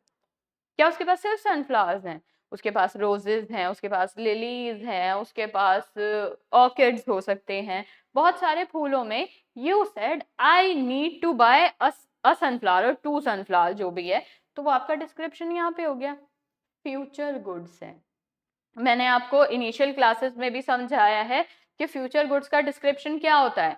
या तो आप वहां पर कुछ रिटन कंडीशन दे आएंगे कि मुझे ऐसा केक चाहिए, ऐसा उस पे उस कस्टमाइज कराना, इस कलर का चाहिए, वो भी तो फ्यूचर गुड्स के लिए भी तो आप डिस्क्रिप्शन देकर आएंगे ना, तभी तो बनेगी वो चीज। और अगर डिस्क्रिप्शन मान लीजिए कोई आपका कस्टमाइज ऑप्शन नहीं है और आपने बोला कि 20 लोगों का खाना चाहिए और खाने में चाहिए दाल, तो वो दाल ही आपका डिस्क्रिप्शन हो जाती है। उसके बदले अगर वो आपको आलू बनाकर दे देता है तो वो डिस्क्रिप्शन से मैच नहीं करेगी। यहाँ तक कि किसी पर्टिकुलर चीज का नाम बताना भी उसके डिस्क्रिप्शन में आ जाता है कि अगर वहां पे आप उसको और ज्यादा एलेबोरेट करके डिस्क्रिप्शन नहीं देकर आ रहे हैं, कोई कस्टमाइजेशन नहीं देकर आ रहे हैं, अगर आपने वहां पे नाम बताया है then it will also work as your description. तो अनअसर्टेन या फ्यूचर गुड्स में डिस्क्रिप्शन से सेल होगी। डिस्क्रिप्शन क्यों है यहाँ पे, एक छोटी सी बात समझिए, कहीं ना कहीं उन अनएसर्टेन गुड्स को एसर्टेन करने के लिए तो है। And goods of that description, अब जो आपने डिस्क्रिप्शन दिया है, अब अभी तक गुड्स एसर्टेन अनएसर्टेन थी, यानी फिक्स नहीं था कैसी चाहिए, क्या है क्या नहीं है, कौन सी चाहिए, और फ्यूचर गुड्स है यानी प्रोड्यूस नहीं थी। तो जब आपने वो डिस्क्रिप्शन दे दिया ना उनके लिए, तब वो डिलीवरेबल स्टेट में आएंगी। ठीक है, डिलीवरेबल स्टेट में कब आएंगी, जब आपके डिस्क्रिप्शन से मैच करेंगी। ठीक, आपके डिस्क्रिप्शन से मैच कर जाएंगी तो डिलीवरेबल स्टेट में आ जाएंगी। और इसके अलावा अनकंडीशनली अप्रोप्रिएटेड, मैंने कहा आई नीड दाल, तो you need to give me dal, you can't give me potatoes instead. तो अप्रोप्रिएटेड होगी अगर दाल ही होगी तो। दाल की भी अगर मैंने पर्टिकुलर कोई येलो दाल चाहिए, ब्लैक दाल चाहिए, मैंने उसका नाम बता रखा है ना, तो मुझे मेरे नाम वाली ही दाल चाहिए जो मैंने बोला है। इफ आई सेड कि मुझे येलो वाली चाहिए ना, तो आई नीड येलो, तो वो अप्रोप्रिएट करना पड़ेगा आपको। एक तो डिलीवरेबल स्टेट में लाओगे और अनकंडीशनली अप्रोप्रिएटेड यानी जो कहा गया है वही है वो चीज, टू दी कॉन्ट्रैक्ट, जो आपके साथ कॉन्ट्रैक्ट हुआ है उसके, है ना। अब इसमें क्या कह रहा है ये, either by the seller with the assent of the buyer, या तो जो सेलर है जो बेच रहा है वो बायर की मर्जी जानेगा, ठीक है, और उस हिसाब से करेगा। अब डिस्क्रिप्शन दिया, अब डिस्क्रिप्शन के बाद मान लीजिए goods are about to be ready, not yet ready, या फिर मान लीजिए रेडी भी हो गई हैं, तो वहां पे क्या है कि वो पूछेगा सेलर, वो पूछेगा एसेंट मांगेगा कि हाँ भाई अब ठीक है ऐसे कर दूं, या ऐसा होता है कि मैंने कहा था कि मुझे येलो दाल चाहिए, उस टाइम पे उसके पास येलो दाल नहीं थी, and he asked for my assent कि मैम ब्लैक दाल कर दूं, तो आई सेड हाँ चलो ठीक है। अब यहाँ पे किस पे डिपेंड कर रहा है, मेरे ऊपर एज अ बायर, या तो मैं अपनी असेंट दूंगी, मुझे येलो चाहिए थी, येलो नहीं है तो ब्लैक, मेरा मर्जी होगा तो मैं असेंट दूंगी, नहीं होगा तो नहीं दूंगी। सनफ्लावर लेने गए थे हम लोग, सनफ्लावर नहीं था, ही आज की रोज दे दूं तो, या फिर लिली दे दूं, तो ये आप इसके असेंट पे डिपेंड करेगा। सेलर उसको बाउंड नहीं करेगा ना, आप किसी फ्लावर शॉप पे खड़े हो उसके पास सनफ्लावर नहीं है, वो आपको बाउंड नहीं करेगा, अब तो आप शॉप पे आ गए अब तो आपको खरीद के ही जाना पड़ेगा, नो। अगर सेलर है वहां पे और मुझे जो चाहिए वो नहीं है, वहां पे अप्रोप्रिएशन नहीं हो पा रहा है, कहने का मतलब ये है गुड्स का, तो यहाँ पे वो मेरी एसेंट पूछेगा कि मैम सनफ्लावर नहीं है लिलीज दे दूं, तो या तो असेंट पे काम चल जाएगा, by the buyer with a assent of the seller, या मान लीजिए ऐसा होता है मैं गई हूं तो मैंने वहां पे देखा कि सनफ्लावर नहीं था, बीइंग अ बायर मैंने वहां पे देखा सनफ्लावर नहीं था, तो मैं उससे पूछती हूँ कि क्या भैया आप मुझे लिलीज भी सेम प्राइस पे दे देंगे, या 4 लिलीज हो जाएंगी, अब वो कहता है कि हाँ हो जाएंगी, अब वो कहता है नहीं मैम नहीं हो पाएगी, या इस प्राइस पे तो नहीं हो पाएगी, तो दोनों में से किसी का भी असेंट पे हो सकता है। The property in the goods, ये टर्म ना आप लोगों ने टैटू करा लेना है दिमाग पे, प्रॉपर्टी इन द गुड्स यानी क्या ट्रांसफर हो रहा है यहाँ पे, ओनरशिप, ठीक है। फिर अब इन दोनों में से जिस भी चीज पे हम लोग एग्री करेंगे तो मुझे वो ओनरशिप उन चीज की मिल जाएगी, मेरे पास जो है प्रॉपर्टी वो पास हो जाएगी, बीइंग अ बायर मुझे वो प्रॉपर्टी दे दी जाएगी। ऑल राइट, यहाँ तक क्लियर है तो थोड़ी सी मुश्किलें बढ़ाते हैं, अगर आप लोग यहाँ तक क्लियर हैं तो थोड़ी सी आपके लिए टेक्निकलिटी बढ़ाते हैं। अब एसेंट की बात हो रही थी, अब एसेंट की भी किसकी बात हो रही थी, सेलर बायर दोनों की एसेंट की बात हो रही थी ना, किसी एक के बारे में तो बात थी नहीं यहाँ पे, दोनों की ही एसेंट थी, सेलर की भी और बायर की भी। अब एक्सप्रेस भी हो सकती है और इम्प्लाइड भी हो सकती है, कैसे, एक्सप्रेस हो सकती है इम्प्लाइड हो सकती है। फ्लावर शॉप पर खड़ी हूँ, वहां पे मैंने बोला कि मुझे चाहिए एक सनफ्लावर, सनफ्लावर नहीं था वो लिली ले आता है, और मैं लिली रिसीव कर देती हूँ और मैं पे कर देती हूँ, ऑल्दो मेरी कोई उससे वर्बल कम्युनिकेशन नहीं हुई है, but somehow I paid for that lily ना, दिख तो रहा ही है मुझे कि वो सनफ्लावर नहीं है लिली है, तो ये एक इम्प्लाइड है। एक्सप्रेस में वो मुझसे पूछेगा कि मैम सनफ्लावर नहीं है लिली दे दूं, आई सेड ओके दे दो, तो ये एक्सप्रेस हो जाएगी, है ना। एसेंट तो कैसे भी ली जा सकती है एंड वाइस वर्सा, बायर की जो है, जो बायर है उसकी भी एक्सप्रेस और इम्प्लाइड हो सकती है, सेलर की भी हो सकती है एक्सप्रेस और इम्प्लाइड, है ना, and may be given either before or after the appropriation is made. Appropriation का सवाल कब उठ रहा है, एप्रोप्रिएशन का सवाल जब उठ रहा है जब वो पर्टिकुलर चीज अवेलेबल नहीं है जो मैंने मांगी थी या जो मुझे चाहिए थी, यानी टेक्निकल टर्म्स में एसर्टेन चीज नहीं है ना, अनएसर्टेन चीज है, तो अनएसर्टेन चीज को हमें स्पेसिफिक बनाना है यानी एसर्टेन बनाना है।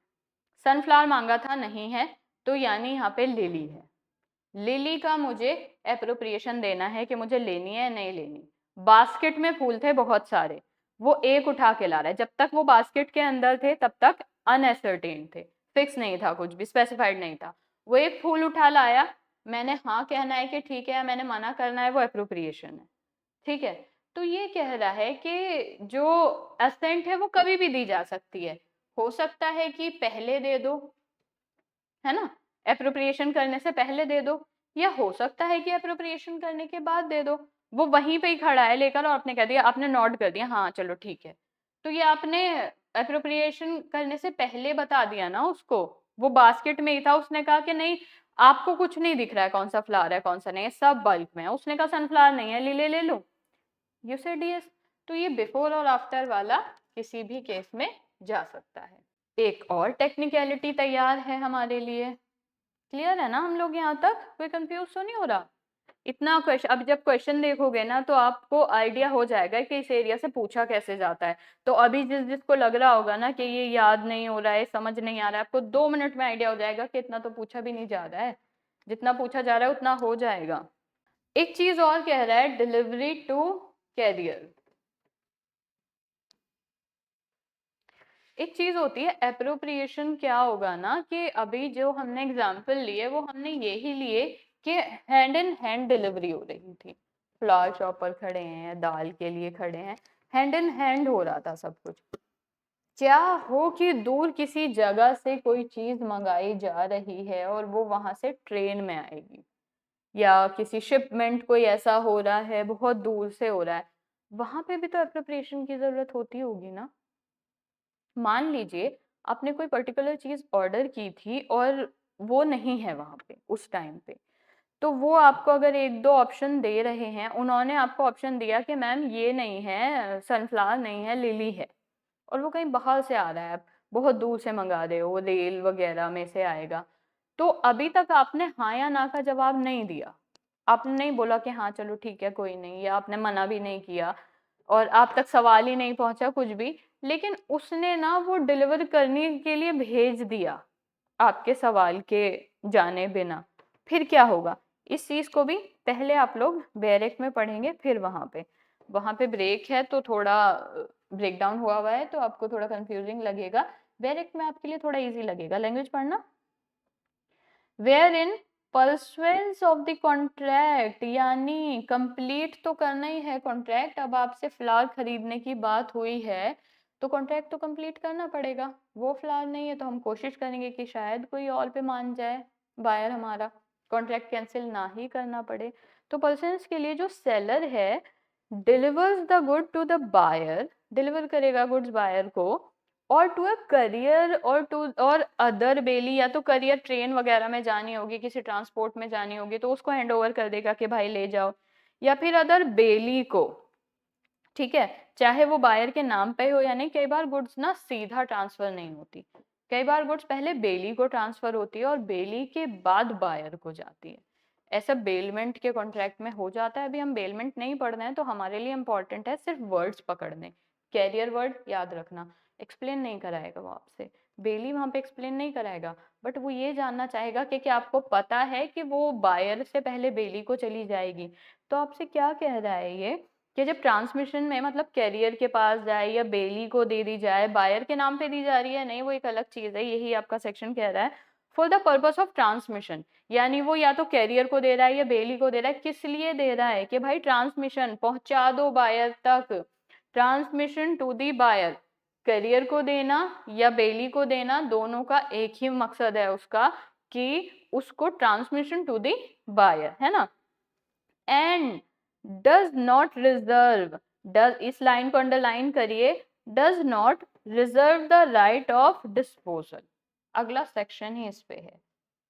मैं अगर कोई चीज बेच रही हूं ना, अब आप यहाँ पे एक चीज समझना जो कि यहाँ से आएगी समझ में,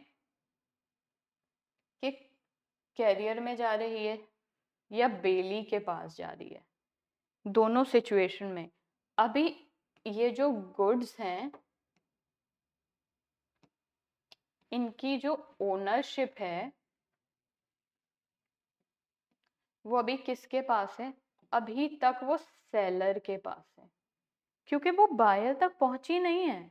और बल्कि बेलमेंट वाले केस में तो मोस्ट ऑफ द टाइम ऐसे होता है कि जो गुड्स होती है ना वो सेलर तक ही रहती हैं जब तक वो इसको मिल नहीं जाती।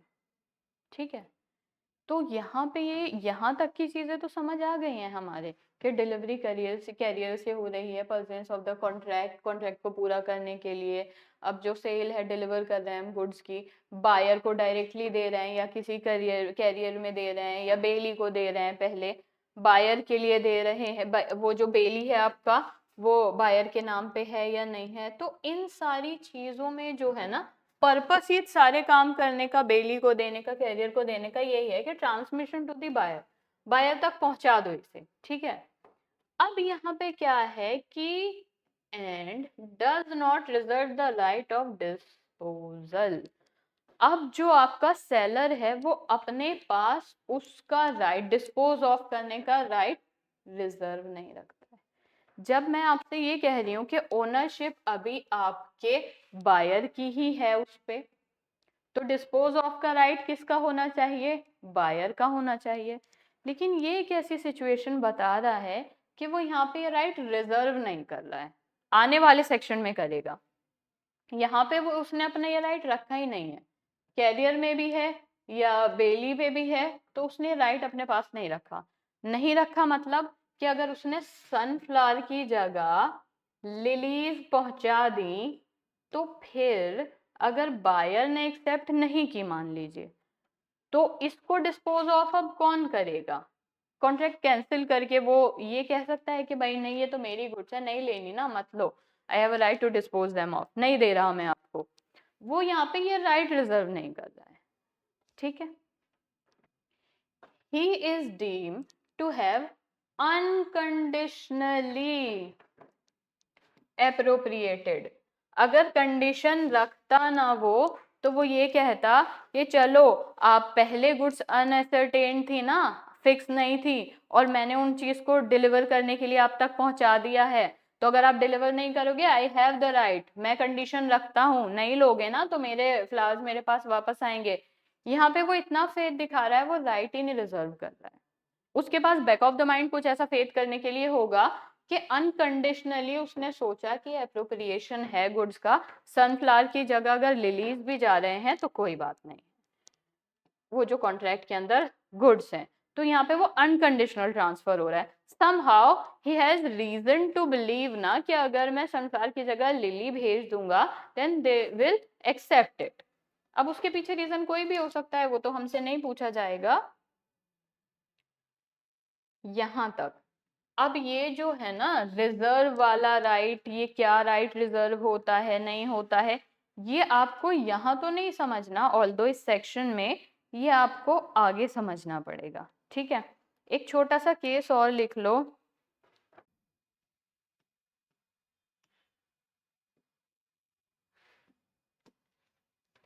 रोड वर्सेस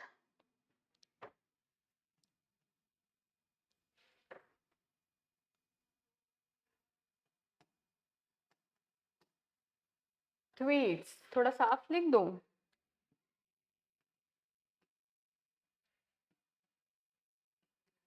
ठीक है, इस केस में क्या कहा गया था, केस लिख लिया। इस केस में क्या कहा गया था ना, लिखना, appropriation of goods, appropriation of goods is necessary, appropriation of goods is necessary to pass them to the buyer. Again I am repeating, appropriation of goods is necessary to pass them to the buyer.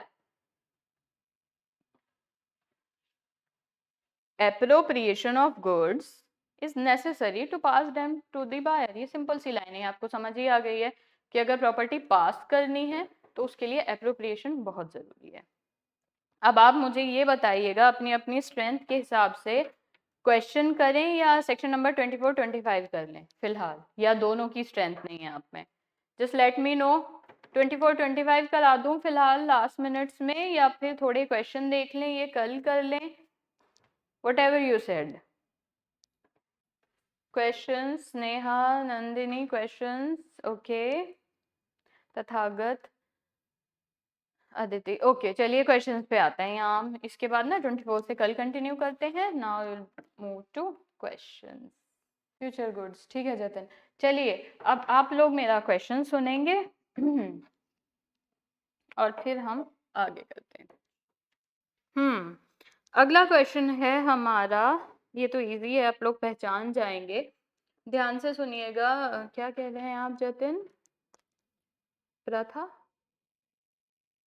I am sorry Jatin, I didn't get it. चलिए आप question पे ध्यान दीजिए। अगला question ये है, अ stipulation, ध्यान से सुनिएगा, स्टिपुलेशन कोलेटरल। वर्ड कोलेटरल सुनते ही क्या दिमाग में आया है? राइट इट डाउन जल्दी जल्दी। आप लोग सामने बैठे होते तो आपकी मेहनत बच जाती, but still now you need to write. Stipulation के साथ कोलेटरल वर्ड सुन के क्या दिमाग में आता है? स्टिपुलेशन के साथ अगर चीज कोई कोलेटरल है देन वारंटी है। जी बिल्कुल। तो आपका क्वेश्चन ये था कि अगर स्टिपुलेशन में जो है, जो स्टिपुलेशन है वो कोलेटरल है, तो वो क्या होगी, कैसे ट्रीट की जाएगी? कंडीशन ट्रीट की जाएगी, या वारंटी ट्रीट की जाएगी, या बोथ ट्रीट की जाएगी, या कुछ नहीं ट्रीट की जाएगी इनमें से? तो द आंसर इज, जो कोलेटरल टर्म है वो वारंटी है। देखिए now you are aware of everything. Implied warranty का सेक्शन बताइए। Implied warranty, which section deals with implied warranty?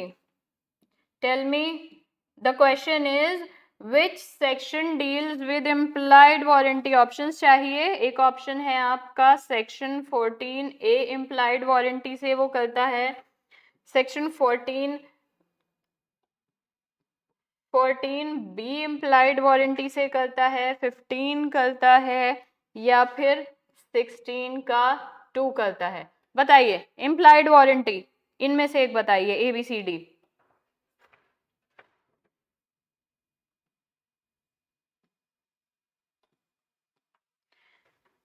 Implied warranty, या very good Nandini, Tathagat, Sneha, very good. B, 14B बात करता है इम्प्लाइड वारंटी की। You are doing great. अब ये आपको राजस्थान में ही रहेगा ना, जो बच्चे दे रहे हैं, स्पेसिफिकली याद नहीं करके जाना पड़ेगा कुछ। Now you are aware of everything. हाँ जी, अब ये थोड़ा सा क्वेश्चन है, आप लोगों को ध्यान देना पड़ेगा। जतिन, ये रोज रोज छोटे छोटे सवाल से अच्छा है you need the actual notification. 3 hour का होता है वैसे, 2 का होगा क्वेश्चन के हिसाब से। ऐसे पढ़ाते में ना एकदम से रिकॉल नहीं हो पाता है कुछ भी, क्वेश्चन कम आता है, तो आई होप 2 आवर्स का होता है।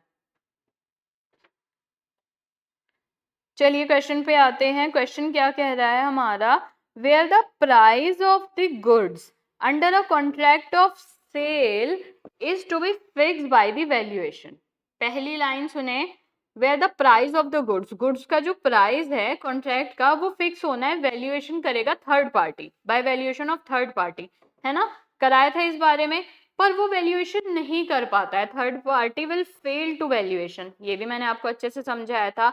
बट जो गुड्स हैं वो सप्लाई हो चुकी हैं बायर को, ये सिचुएशन भी मैंने आपको अच्छे से समझाई थी कि जब कहीं पे किसी कॉन्ट्रैक्ट में वैल्यूएशन थर्ड पार्टी को करना है, और किन्हीं रीजंस की वजह से जो वो वैल्यूएशन करने से चूक जाता है, नहीं कर पाता है, बट जो गुड्स हैं वो ट्रांसफर हो चुकी हैं आपके बायर को, और बायर ने वो एक्सेप्ट भी कर ली हैं, सेक्शन 10 के अंदर होता है ना ये सब। तो आप मुझे बताइए अब बायर क्या करेगा? ऑप्शन ए मान लीजिए, liable to pay the reasonable price, reasonable price A है, बी कह रहा है मिनिमम प्राइस, सी कह रहा है नॉट लाइबल टू पे क्योंकि प्राइस ही फिक्स नहीं हुआ था, डी कह रहा है maximum retail price, reasonable price. All right Nandini, Aditya, Sneha, very good. तो आप खुद देख रहे हैं जो जो सेक्शन हमारे होते जा रहे हैं, आपको उसमें इतना डिग करने की जरूरत ही नहीं पड़ रही, ऑलरेडी नो। और ये वही क्वेश्चन है जो पिछले सालों में पेपर में आ रहे हैं, हरियाणा का क्वेश्चन है ये 2015 का। तो now you are well aware about SOGA, इसका आपको सिर्फ एक अच्छी सी रिविजन करनी पड़ेगी। Now you all are ready, ठीक है? चलिए अब एक केविट एम्प्टर का सवाल है, आई होप ये रिपीटेड ना हो कल से। पढ़ती हूँ मैं। A bought a horse from B, एक ए जो है घोड़ा खरीदता है बी से, और ये रेस वाले ही क्वेश्चन है, ये हमने कर लिया था। चलिए देखिए फिर रिपीट हुआ, ये हरियाणा में दोबारा आया 2018 में, और 22 में आया था बिहार में। अब ये सिंपल सा हॉर्स वाला क्वेश्चन है, वो रिपीट हो रहा है। तो कहने का मतलब ये है कि अब आपको रेडी फील हो रहा है ना इन सारी चीज के लिए। Sale an agreement to sell के रिपीट हो रहे हैं, कैविटेम्पटर, अब ये थोड़ा नया क्वेश्चन है, आप मेरा ध्यान से बात सुनिए मेरी। चलिए क्वेश्चन है, where by a contract of sale, एक कॉन्ट्रैक्ट ऑफ सेल के द्वारा द सेलर पर्पस, सेलर जो है कोशिश करता है to effect a present sale, एक प्रेजेंट सेल करना चाहता है फ्यूचर गुड्स की, यानी यहाँ पे आपका सेलर जो है वो फ्यूचर गुड्स हैं उनकी प्रेजेंट सेल करना चाहता है, तो इसको क्या नाम देंगे आप? सेल का नाम देंगे, अग्रीमेंट टू सेल का नाम देंगे, या फिर कोई नाम नहीं देंगे, या दोनों नाम देंगे? प्रेजेंट सेल हो रही है फ्यूचर गुड्स की, what will you name it? Sale, agreement to sell, present agreement to sell. देखिए हाँ बिल्कुल सही है। अब कैविटेम्पटर का एक सवाल सुनिए, द टर्म कैविटेम्पटर, कैविटेम्पटर का मीनिंग क्या होता है? मीनिंग पूछा है, और ये बिहार जुडिशरी का सवाल है 2020 का, और ये ऊपर वाला हरियाणा का 2021 का सवाल था। तो आप खुद ये देख रहे हो ना, दे ऑल आर गुड, के आपको समझ आ रहे हैं। बिहार जुडिशरी का 2020 का सवाल है, कैविटेम्पटर का मतलब क्या होता है? Option A, the goods should be free from defect, पहला है। दूसरा है, the ownership of the goods passes after sale. तीसरा है, let the buyer be aware. और चौथा है, the seller should disclose everything to the buyer. पूरा मत टाइप करो, एबीसी लिख देना। C, very good. हाँ बस ये देखिए कैविटेम्पटर, अगला सवाल और कैविटेम्पटर का है, एमपी का है आपका, 2015 का क्वेश्चन है, कैविटेम्पटर का ही है। दोबारा वही, कैविटेम्पटर मीन्स क्या मतलब होता है? Let the buyer beware, vendor to disclose defect, there is a warranty to as to quality and fitness of the goods, और नन ऑफ द अबव। यहाँ पे ए है, लेट द बायर बिवेयर, है ना?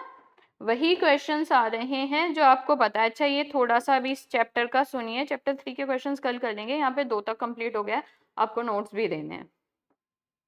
यहाँ पर आप एक चीज सुनिए, last question, where there is an agreement to sell goods, agreement हुआ है to sell goods on the term that price is to be fixed by the valuation of third party. अब क्वेश्चन उसी पॉइंट पे section 10 पे है, but थोड़ा ध्यान से सुनिएगा कि एक हो गया है कि जो प्राइस तय करेगा वो थर्ड पार्टी करेगा, है ना?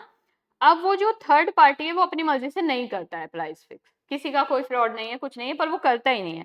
ऐसी सिचुएशन में क्या होगा? अग्रीमेंट वॉइड हो जाएगा, या अग्रीमेंट अवॉइडेड होगा, या अग्रीमेंट वैलिड होगा, या वॉइडेबल होगा। क्या वर्ड बताया था मैंने कि अगर डिलीवर नहीं हुई है गुड्स, गुड्स की डिलीवरी नहीं हुई है अभी यहाँ पे, पर जो थर्ड पार्टी था उसने अपनी मर्जी, अवॉइडेड, एग्जैक्टली वॉइड नहीं होगा, वहां पे अवॉइडेड होगा, ठीक है? The agreement is avoided. Clear है हम लोग? अब चैप्टर 3 जो हमने आज किया है उसके क्वेश्चंस कल देख लेंगे। आप मुझे बताइए, यहाँ तक तो आप लोगों को कोई दिक्कत नहीं है ना किसी भी चीज में, अदर देन नोट्स? नोट्स वो मैं पता है उसमें इसीलिए टाइम लगा रही हूँ कि मैं ये सोच रही थी कि मोटा मोटा प्री के हिसाब का मैंने आपको करा दिया है, उसमें ऐसी आंसर राइटिंग आपको मिल जाए ना कि वो आप उसको अच्छे से मेंस के लिए यूज कर लो, कि आपको वो प्री में देखने ही नहीं पड़े। आपका क्या काम होगा ना कि सीधा सीधा जाके आप उसको मेंस के लिए जब आप पढ़ाई करोगे तो आप उसको मेंस में खोल सको, आप उसको मेंस में देखोगे तो आपको इतनी इशू नहीं होंगे, क्योंकि प्री के हिसाब का तो आपने देखा ही है, क्वेश्चंस हम क्लास में ही देखते हुए चल रहे हैं। अननेसेसरी स्टफ से बचने के लिए उसमें एलिमिनेट अच्छे से करना पड़ रहा है। ऑलराइट, थर्ड चैप्टर के क्वेश्चंस कल देखेंगे हम लोग। क्लियर है ना? बिल्कुल कोई कंफ्यूजन, किसी को कुछ पूछना है, यू कैन आस्क। चलिए then, done, thank you very much.